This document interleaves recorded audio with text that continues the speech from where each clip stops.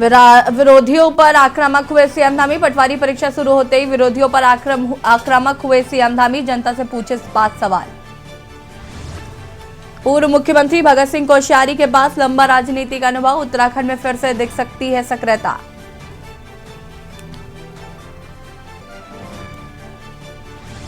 पटवारी लेखपाल भर्ती अफवाह फैलाने वालों पर नए नकल विरोधी कानून के तहत शिकंजा। उत्तरकाशी में पहला केस दर्ज।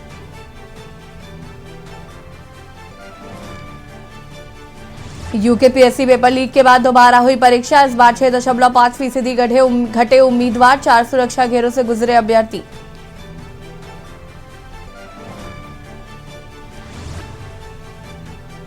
तीन साल के लिए तय होगा केदारनाथ हेली सेवा का किराया। 20% तक हो सकती है बढ़ोतरी।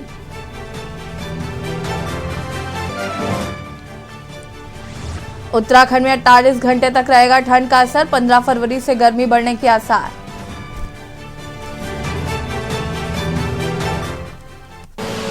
आप देख रहे हैं के न्यूज, खबरों का सारथी। नमस्कार, खबर उत्तराखंड में आप सभी का स्वागत है। मैं हूं आपके साथ यशी शुक्ला। देहरादून से खबर, जहां पर नकल विरोधी कानून के तहत पहला मुकदमा दर्ज।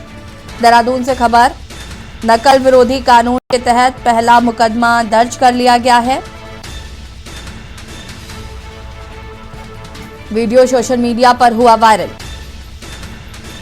पटवारी भर्ती की लिखित परीक्षा के दौरान पेपर की खुली सील। वीडियो सोशल मीडिया पर वायरल। एक अभ्यर्थी, कुछ न्यूज पोर्टल पर मुकदमा दर्ज। राजकीय पॉलिटेक्निक केंद्र व्यवस्थापक की तहरीर पर कार्रवाई। पटवारी भर्ती की लिखित परीक्षा के दौरान पेपर की खुली सील।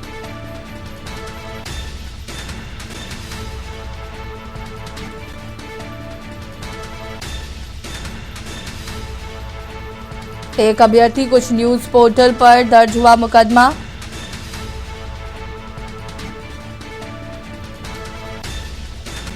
पटवारी भर्ती की लिखित परीक्षा के दौरान पेपर की खुली सील। कुछ अभ्यर्थी और न्यूज पोर्टल्स पर दर्ज हुआ है मुकदमा।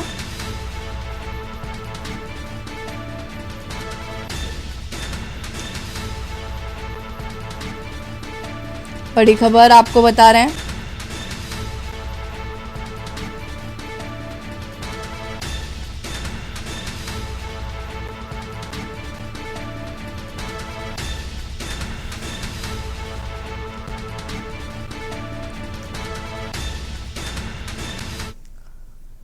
हल्द्वानी उत्तराखंड में नौकरी की मांग को लेकर युवाओं के विरोध प्रदर्शन के बीच रविवार को एक बार फिर प्रदेश भर में पटवारी भर्ती पुनर्परीक्षा आयोजित की गई। यह परीक्षा प्रदेश के कुल 498 परीक्षा केंद्रों पर आयोजित की गई। परीक्षा को लेकर पुलिस प्रशासन की ओर से पूरी तैयारियां की गई थी। पिछली बार हुई गड़बड़ियों को देखते हुए हर बात पर बारीकी से नजर रखी जा रही है। हमारी टीम ने परीक्षार्थियों से बात की तो परीक्षार्थियों की अलग अलग राय सामने आई। किसी ने सरकार के पक्ष में अपनी बात कही तो किसी ने सरकार पर सवाल खड़े किए। फिलहाल सरकार ने पूरी तैयारी के साथ परीक्षा संपन्न करा दी है।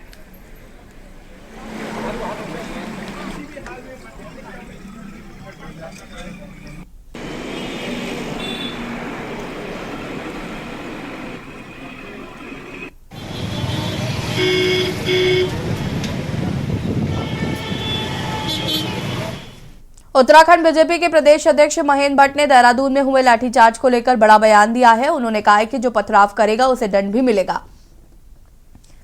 कांग्रेस इसे राजनीतिक मुद्दा बनाना चाह रही थी, इससे देहरादून में जिन लोगों ने पथराव किया उसके पीछे कांग्रेस का हाथ है। उत्तराखंड का युवा कभी पथराव नहीं कर सकता।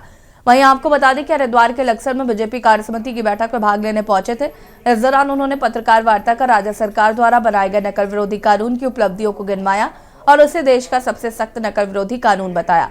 उन्होंने कहा कि देहरादून में प्रदर्शन के दौरान जिन लोगों ने अपनी गिरफ्तारी दी वो कांग्रेसी हैं।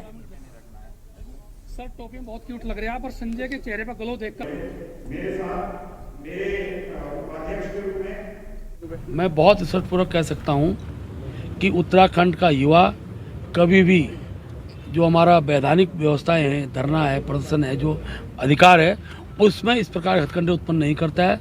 वो टीवी चैनलों में लोग दिखाई दिए जिन लोगों ने वहाँ पथराव किया, जिन लोगों को हमने बीच में घुसकर अपनी गिरफ्तारियाँ दी। सिद्ध होता है कहीं ना कहीं मुद्दाविहीन कांग्रेस इस मुद्दे का राजनीतिक मुद्दा बनाना चाह रही थी माननीय मुख्य, क्योंकि मांग तो वही थी कि नकल विरोधी का अध्यादेश सख्त से सख्त कानून लाया जाए। पूरे देश का सबसे सख्त कानून आया है। अब ठीक है, वैधानिक व्यवस्थाएं, जो पथराव करेगा उसको दंड भी मिलता है। और क्योंकि कल मुख्यमंत्री जी ने जो बालक जिनके पटवारी परीक्षा में उनको जाना था, उनको जमानत भी दी है। खबर विकासनगर से, जहां मुख्यमंत्री के कार्यक्रम में अपना विरोध दर्ज कराने जा रहे बेरोजगार संघ से जुड़े युवाओं और कांग्रेस कार्यकर्ताओं को कार्यक्रम स्थल से पहले ही रोक थाने पर युवाओं ने कालसी थाने का घेराव कर धरना दिया। मौके पर मौजूद तहसील प्रशासन और पुलिस प्रशासन ने बामुश्किल समझाकर उन्हें शांत कराया। वहीं आपको बता दें कि कालसी में आयोजित कार्यक्रम में शिरकत करने पहुंचे मुख्यमंत्री पुष्कर सिंह धामी को बेरोजगार संघ से जुड़े युवाओं और कांग्रेस कार्यकर्ताओं द्वारा काले झंडे दिखाकर अपना विरोध दर्ज कराया है। लेकिन युवाओं के आक्रोश और कांग्रेस के विरोध को देखते हुए स्थानीय तहसील व पुलिस प्रशासन पहले से ही मुस्तैद रहा, जिसके चलते एक और विकासनगर की ओर से आने वाले प्रदर्शनकारी कांग्रेसियों को अन्य संगठनों से जुड़े युवाओं को बाड़वाला यमुना पुल पर ही रोककर कार्यक्रम स्थल से दूर भेज दिया गया।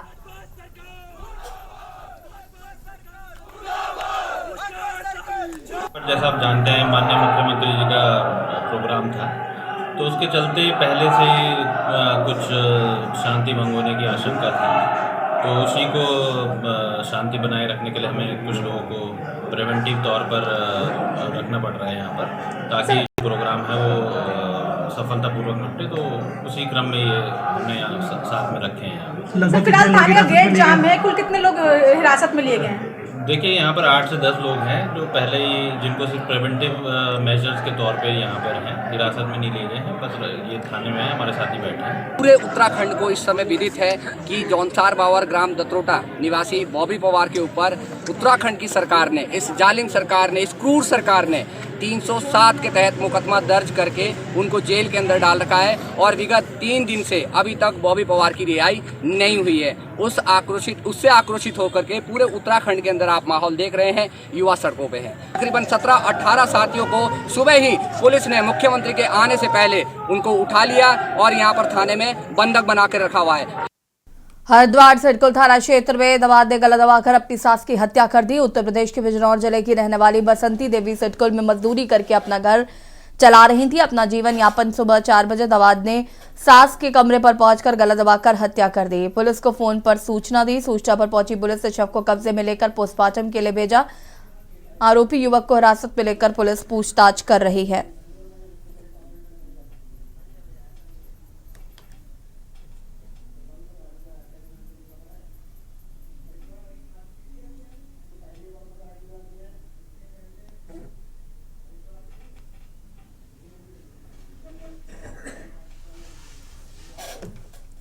IIT रुड़की इलेक्ट्रिक का छात्र सिद्धार्थ दोस्तों के साथ हरिद्वार में गंगा स्नान करने आया था, मगर चंडी घाट पुल के नीचे गंगा में नहाते समय डूब गया। दोस्तों से उससे तैरकर गंगा पार करने की शर्त लगाई थी। जब सिद्धार्थ गंगा तैरकर पार कर रहा था तो उसका वीडियो बनाते दोस्त भी गंगा किनारे खड़े थे। गंगा में तैरता सिद्धार्थ काफी दूर तक चला गया। इससे पहले कि वो गंगा के दूसरे किनारे पर पहुंचता, तेज धारा की चपेट में आकर वो बह गया।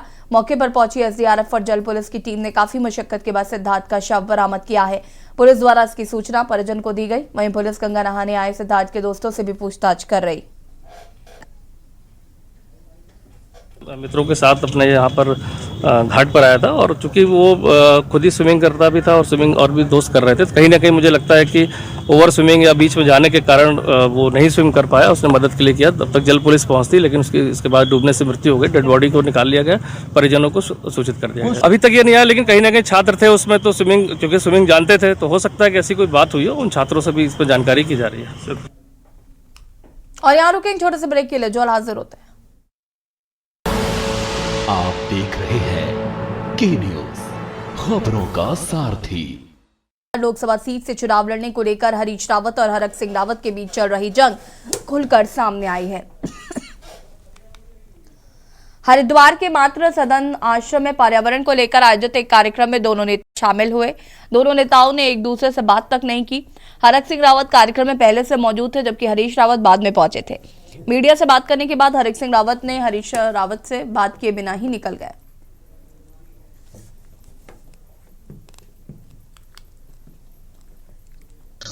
मैंने पार्टी से ये निवेदन किया है कि अगर मैंने विधानसभा चुनाव के समय में जब मैं कांग्रेस में सम्मिलित हुआ, तो मैंने पार्टी हाईकमान से कहा था कि मैं चुनाव विधानसभा का नहीं लड़ना चाहता हूं।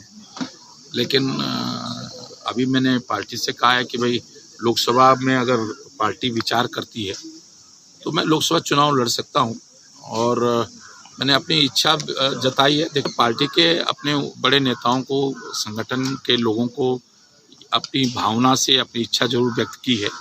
मैं एक बार इस पर अपनी बात कह चुका हूँ, रोज रोज तो इस बात को टिप्पणी के लायक नहीं। हाल मैं इस बात को टिप्पणी के लायक नहीं। हल्द्वानी में कांग्रेस कार्यकर्ताओं ने भर्ती घोटाले में सीबीआई जांच कराने की मांग को लेकर युवाओं पर हुए लाठीचार्ज के विरोध में धरना प्रदर्शन किया। नेता प्रतिपक्ष यशपाल आर्या और विधायक सुमित हृद्रेश के नेतृत्व में कांग्रेस कार्यकर्ताओं ने गोविंद बल्लभ पंत पार्क में सरकार के खिलाफ जमकर नारेबाजी कर धरना प्रदर्शन किया। नेता प्रतिपक्ष यशपाल आर्य, विधायक सुमित हृद्रेश ने कार्यकर्ताओं को भी संबोधित किया। इस दौरान सीबीआई जांच कराने की मांग भी की गई, साथ ही लाठीचार्ज करने वाले दोषियों के खिलाफ कार्रवाई की मांग की गई है।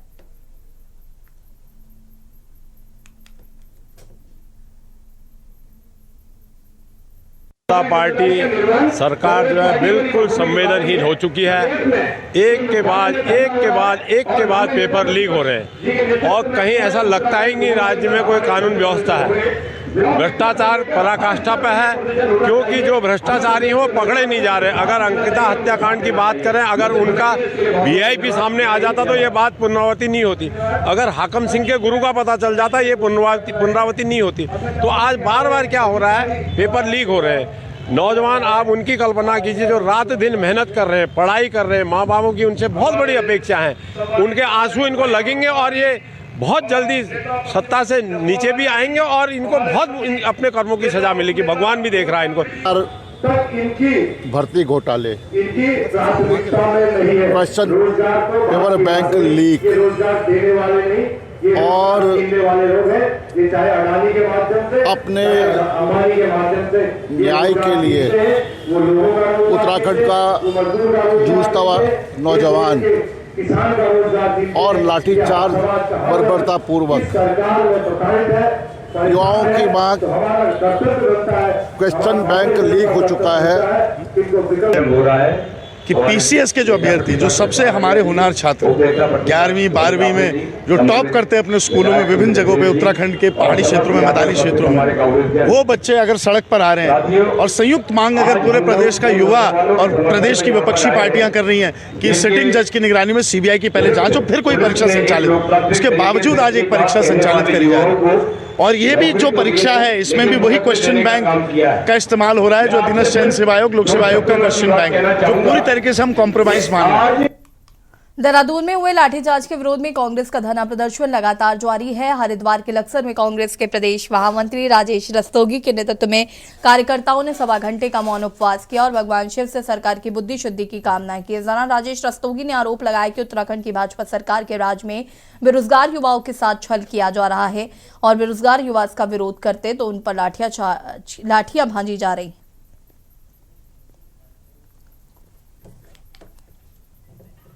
उत्तराखंड राज्य के युवाओं ने बहुत बढ़ चढ़ करके भाजपा की सरकार का गठन किया था। उनको सपना दिखाया था कि तुमको रोजगार देंगे, सरकारी नौकरियां देंगे। आज जब उत्तराखंड का नौजवान, लक्सर का नौजवान सरकार से नौकरी मांग रहा है, रोजगार मांग रहा है, तो उनके सर फोड़े जा रहे हैं, उनका खून सड़कों पे बहाया जा रहा है, उनको जेल भेजा जा रहा है। कांग्रेस पार्टी ने जब विरोध किया, विरोध की आवाज उठाई, तो कांग्रेस पार्टी के नेताओं की आवाज दबाने के लिए चाहे करण मेहरा हो, चाहे हरीश रावत हो, चाहे प्रीतम सिंह हो, चाहे यशपाल आर्य हो, सबकी आवाज दबाई जा रही है, सबको गिरफ्तार किया जा रहा है, सबको बेरोजगार युवाओं के पक्ष में बोलने से रोका जा रहा है।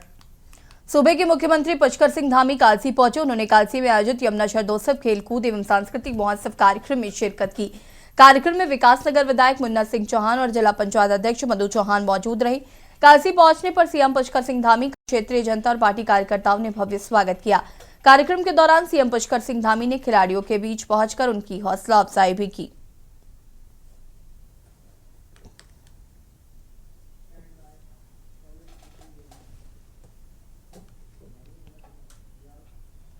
प्रदेश की पुष्कर धामी सरकार लगातार जनहित के कार्य कर रही है। इस दौरान सूबे के मुख्यमंत्री पुष्कर सिंह धामी ने देहरादून में यमुना शरदोत्सव क्रीडा एवं सांस्कृतिक समिति द्वारा आयोजित कार्यक्रम में शामिल हुए। इस दौरान उन्होंने विपक्ष पर युवाओं को भड़काने का भी आरोप लगाते हुए जमकर हमला बोला। इस दौरान उन्होंने बताया कि हमारी सरकार ने प्रदेश में सख्त नकल विरोधी कानून लागू करने और नकल माफियाओं को सलाखों के पीछे पहुंचाने का कार्य किया है। भाइयों बहनों, मैं आपको विश्वास दिलाता हूं, आपका ये भाई, आपका ये बेटा, आपका ये मित्र, आपका ये मुख्य सेवक आपको कभी निराश नहीं होने देगा। विरोध करने वालों का भी मैं स्वागत करता हूं, क्योंकि उनको भी पता है अगर ये कोई काम कर सकता है तो केवल और केवल हमारे देश के यशस्वी प्रधानमंत्री मोदी जी के मार्गदर्शन और निर्देशन में आपका भाई ही कर सकता है, पुष्कर सिंह धामी ही कर सकता है, जो इस प्रकार के निर्णय ले सकता है। किसकी सरकार में गड़बड़ियों के संकेत मिलते ही परीक्षा रद्द की गई भाइयों बहनों? किसने भारत का सबसे कड़ा कानून बनाया? ये प्रश्न मैं आपके सामने छोड़ता हूं। इसके अलावा ऐसे कौन से लोग हैं जो आज युवाओं को आगे कर रहे हैं, नौजवानों को आगे कर रहे हैं, हमारे बेटे बेटियों को आगे कर रहे हैं, जिनका भविष्य बनाने के बजाय उनके भविष्य को बर्बाद करने का काम कर रहे हैं? वो कौन लोग हैं? ये प्रश्न केवल मेरा नहीं है, ये प्रश्न मंच में बैठे हुए लोगों का भी नहीं है, ये प्रश्न हमारा सबका है, सामूहिक है। इस प्रश्न का उत्तर हम सबको खोजना होगा भाइयों बहनों। कहीं नकल माफिया को बचाने के लिए कोई संगठित शक्ति तो कार्य नहीं कर रही है, यह भी हम सबको सोचना होगा। मेरे युवा साथियों, मैं स्वयं को पूरे मामले को देख रहा हूं और आप सभी को विश्वास दिलाता हूं, किसी भी प्रकार से युवाओं के हितों के साथ कोई अन्याय नहीं होने दिया जाएगा। अब अगर कहीं कोई नकल में पकड़ा जाएगा, पर्चा लीक होगा, कोई पेन ड्राइव पर नकल करवाएगा, तो उसके लिए उम्र कैद की सजा का प्रावधान भी हमने नए इसमें कानून में किया है भाइयों बहनों। क्योंकि मेरा लक्ष्य है नकल माफिया का पूरी तरह से सफाया। 5 वर्ष से मुझे कह रहे थे नहीं वहां बहुत विरोध होने वाला, मत जाइए। मैंने कहा मैं विरोध करने वालों से पूछूंगा कि अरे भाई विरोध किस बात का? क्या इस बात का विरोध है क्या कि 22 सालों में, जो प्रश्न मेरे मन में आ रहे हैं कि 22 सालों में उत्तराखंड राज्य को बने हुए हो गए, क्या किसी मुख्यमंत्री ने नकल करने वालों को अभी तक जेल की सलाखों के पीछे डाला क्या? इसका जवाब मैं आप ही लोगों से पूछना चाहता हूं भाइयों बहनों। ये प्रश्न केवल मेरा नहीं है, ये प्रश्न हमारे पूरे उत्तराखंड के 1 करोड़ 25 लाख भाई बहनों का है। आप बताइए कि 22 साल के इतिहास में नकल माफियाओं की गर्दन में पहली बार किसने हाथ डाला है? लेकिन मैं बताना चाहता हूं आज इस मंच से कि मुझे मालूम था कि ये जो निर्णय मैं ले रहा हूं, इसमें एक नहीं 60 लोगों को जो अभी तक जेल की सलाखों के पीछे भेजने का काम किया है, उसका परिणाम ये जरूर होगा कि मैं आपके कार्यक्रम में आ रहा हूं, अपने भाइयों बहनों के बीच में आ रहा हूं, जौन साहब भाबर की धरती पर आ रहा हूं, कालसी की इस धरती पर आ रहा हूं, मां यमुना के किनारे आ रहा हूं, तो कुछ लोग हमको डराने का काम करेंगे, कुछ लोग हमको संदेह में डालने का काम करेंगे। मैंने कहा किसी कीमत पर नहीं हो सकता। भाइयों बहनों, मैं ये प्रश्न आप ही लोगों से पूछना चाहता हूं।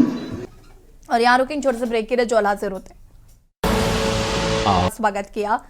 इस दौरान सीएम ने विभिन्न स्टॉलों पर निरीक्षण किया। जिला मुख्यालय पौड़ी में 2 दिवसीय भ्रमण पर के तहत पुष्कर सिंह धामी यहीं पहुंचे और कंडौलिया मैदान में उन्होंने 40 करोड़ की लागत से 4 योजनाओं का लोकार्पण, 53 करोड़ की लागत से 9 योजनाओं का शिलान्यास किया।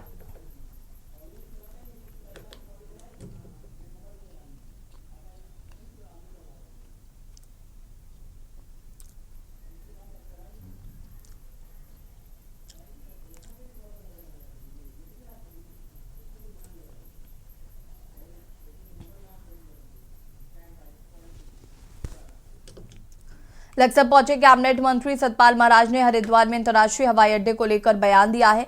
उन्होंने कहा कि सरकार को हरिद्वार में 2 स्थानों को चिन्हित कर रिपोर्ट भेजी गई है। यहां अंतर्राष्ट्रीय हवाई अड्डा बनाया जाता है तो देश विदेश से आने वाले यात्रियों को आने जाने में कई परेशानियां नहीं होगी। दूसरे देशों से लोगों को पूर्वजों के संस्कार करने में आने में कोई परेशानी नहीं होगी। विकास की गंगा बहेगी, लोग सीधे हरिद्वार आ सकेंगे। के अंदर जौलीग्रांट के अंदर आपने देखा नदी आ गई है, उसका एक्सपेंशन पूरी तरीके से हो नहीं पा रहा है। तो यहाँ पर अगर इंटरनेशनल एयरपोर्ट बनेगा तो जितने भी हमारे विदेशी यात्री हैं और हमारे प्रवासी भारतीय हैं वो सीधे हरिद्वार में आ सकेंगे। और बहुत से लोगों के अंदर ये भावना रहती है कि हम गंगा आरती को अटेंड करें तो गंगा आरती में भी शरीक हो सकते हैं। और बहुत से लोग अपने माता पिता की भस्मी को प्रभावित करने के लिए हरिद्वार आना चाहते हैं। तो स्वर्ग से गंगा धरती पर उतरती है और हरिद्वार में से प्रभावित होती है, तो यहीं पर सारी जनता दुनिया की आएगी। ये केंद्र बनेगा, हरिद्वार का बहुत बहुत धार्मिक महत्व जो है और बढ़ेगा। बुलेटिन में इतना ही, देखते रहिए